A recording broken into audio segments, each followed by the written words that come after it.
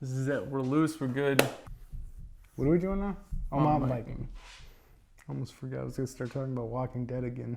Hey everybody, welcome to Wood Brothers. I am Josh with a J. And I'm Kevin with a beer. And we are a show about nothing. Zilch nada. You done? Or we're a show about everything. And actually today we are a show about mountain biking. So sit back, relax, and waste some time with us.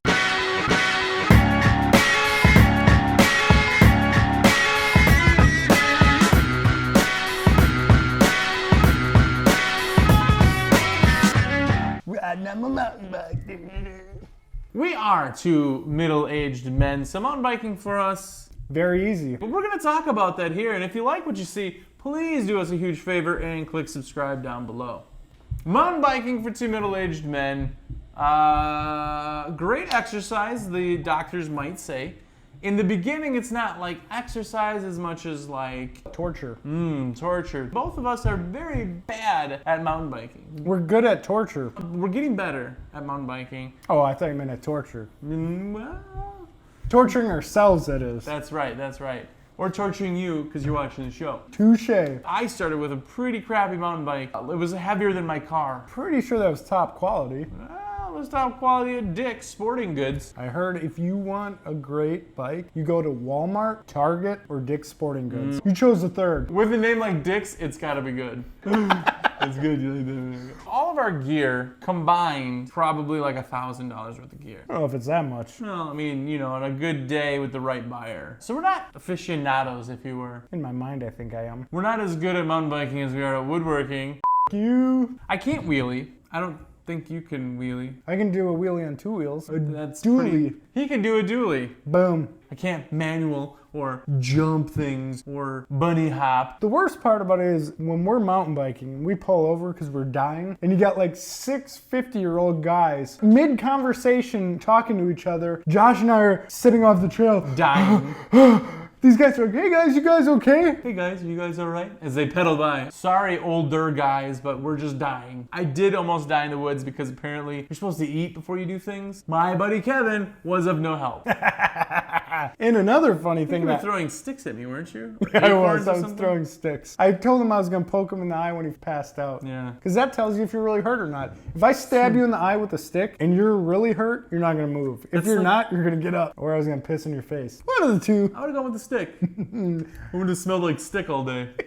And another thing Josh read on the internet, genius idea, power runners and all these big, what do they call those? The bikers, street bikers that go for distance, long distance bikers. You know those bikers that go long, I don't know, short distance? No, I don't. He read you were supposed to eat a packet of honey. I heard it helped. So on a hot day, it was probably like 90s. Yeah. Humid 90s. Yeah. Josh is all hot and all like, oh, I got a honey packet. Rips it open, sucks it down. And I'm watching this, I'm like, what the f?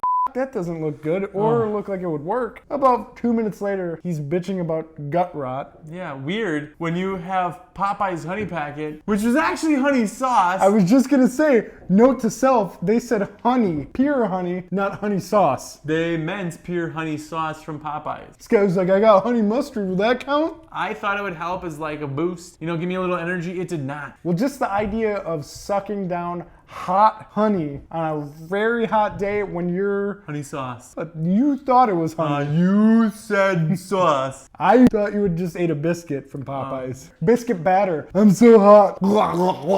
Riding with honey packet in your stomach after like 2 minutes felt like I'd swallowed a light bulb. I was going to say it looked like you swallowed something else, but... Oh, well. It was honey. It was honey. Why is your face so sticky? I always seem to fall. This is your favorite thing to do about mountain biking, I think. In the worst possible spots. We were riding through a rock garden. There's one rock garden in the entire like 5-mile trail that we ride. I made it through it. There's one rock sticking down.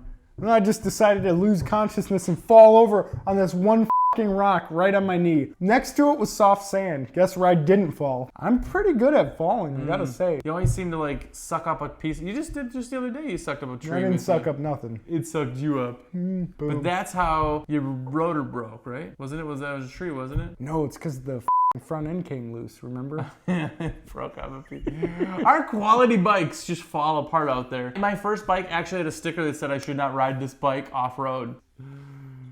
Well, let me give you a brief history on my mountain biking. Okay. I mountain biked on and off my whole life. I've pretty much always had treks. How many mountains have you been in? What it was would I'd ride to the bar when I couldn't drive. Side note, I heard you can still get a DUI on a bike. Any cop that gives that out is a fucking dick. But getting back to my quality treks I always buy. I buy the top of the line treks that are the cheapest price Trek make. Surprising they don't last. I'm riding down a busy road, drunk. I don't think I was drunk. Everybody else did, but he didn't. Yeah, they don't know anything. I'm pedaling. I had this bike for probably about 5-6 years. Pedaling my little heart out because it's about 12:30 and I'm trying to go to the bar, which is, The best time to go to the bar when you're drunk already at 12:30. I wasn't driving. So I'm pedaling. My right pedal falls off and I'm chugging. I'm hauling.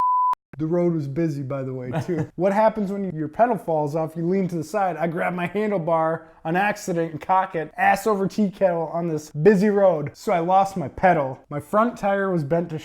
Now I'm far enough where it's like, do I walk to my house or walk to the bar? Because I'm right in between. Pick the bike up. I'm like, I'm not keeping this. I threw it in someone's front yard and started walking. It's the best thing to do when you're drunk is throw a bicycle in somebody's yard. It wasn't there the next day. That's because a scrapper just made like 38 cents on that puppy. See, helping people out. That's what I do. He's a giver. I'm a giver, folks. I have bad luck with front tires because just about 2 months ago, we're riding at a trail. All of a sudden I hit a bump, hear this zzz. I'm like, what the hell? Look down, my front tire's all cocked. Not again, man. At least my pedal didn't fall off. That's true. And we were about halfway down the trail. Yeah, either way we went, it was a bad walk. I still had my bike, so I was fine. He always looks out for me. He took his brake caliper off his bike because it was bent off and broke off and everything else and put it in his bag. So the next like 3 times we went mountain biking, he technically had front brakes. They just were in his backpack. My damn brakes don't work. What's wrong with them? They're in my backpack. I give Josh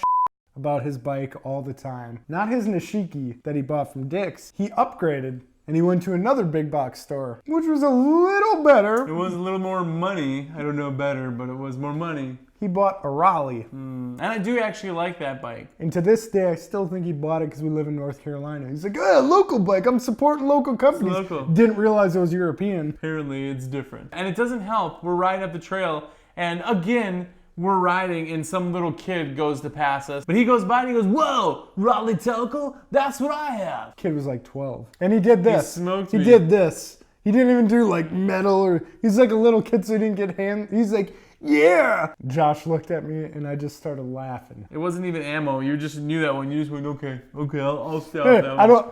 I don't Too need easy. I don't need to say anything. Too easy. That's a gimme. Basically, we've learned that anything we do, we're going to do poorly. I don't think we learned that. I knew that for years. That's true. But mountain biking being one of those that hopefully it makes us healthier, stronger. Close the door, we're filming. But with mountain biking, hopefully we learn not to die and our heart doesn't feel like it's going to explode as much anymore. But the problem is, we'll get into a groove, and then we stop going for a while, and then we start up again in our minds, we're like, oh yeah, we can still rip this. No. Kevin also has a very good talent, what we'll call it, that every time you're supposed to do something with him the next day, he comes up with the time, all right, 8 o'clock, we'll do it at 8 o'clock. That instantly means in his head, I should drink tonight more than I should drink.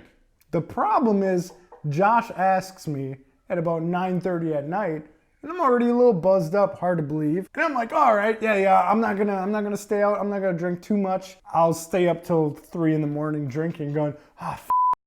And then my phone will go off, and I'm like, f***, I'm supposed to go mountain biking. I can barely walk. And like a dummy, I'll just show up because I'm like, yeah, it'll be all right. If he sees me there, then he'll be like, oh, well, I know I feel awful, but I'll still go, which is not the case. Actually, he just walks up and he won't even say anything. I'll knock on his door and he'll come and look at me and go, ah. And that's his thing. I go, oh, not today, huh? And then he goes back inside. But there has been a few times when I went. You know what's worse than being out of shape mountain biking? Out of shape, dehydrated, and slightly hungover. When you can make the woods smell like beer and farts, you've done something right. Doesn't bode well. Surprisingly, this might come to a shock. Weird. I mean, I can't believe you don't see like long distance riders just at the bar all night. So if you're old and out of shape, try mountain biking. It's a great thing to do. It'll kick you in the nuts. How are we gonna go? Where's our direction in the hole? Fuck if I know. You can't format a show that's a show about nothing. So what beer are you drinking in anticipation for riding tomorrow? I am drinking Old Hickory Table Rock. Hickory. It's actually a North Carolina brew. It's like an hour from us. On a scale from 1 to 5, 5 being the best, how many exercise-induced heart attacks would you rate that beer? I think I would give this 4 exercise-induced heart attacks. That is a record for mountain biking. We have not had that many in one session. We've had mild strokes on the trail, and that's it. Hey, fingers crossed we'll beat that record sometime. If we try hard enough and keep doing things we shouldn't be doing, we'll get that record. If I keep drinking these and going mountain biking, I bet it happens. That's right.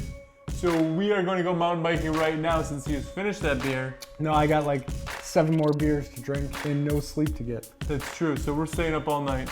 Thanks for wasting some time with us today, talking about mountain bikes and other things we shouldn't do. Listening to our horrible stories, making asses of ourselves. Very true. So do us a favor, click the like button down below. It'd be like a virtual high five. Just remember, you don't have to like us, pro mountain bikers. Just like our video.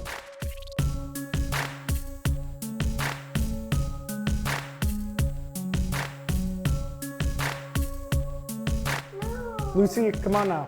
This is adult stuff. This is work. Adulting.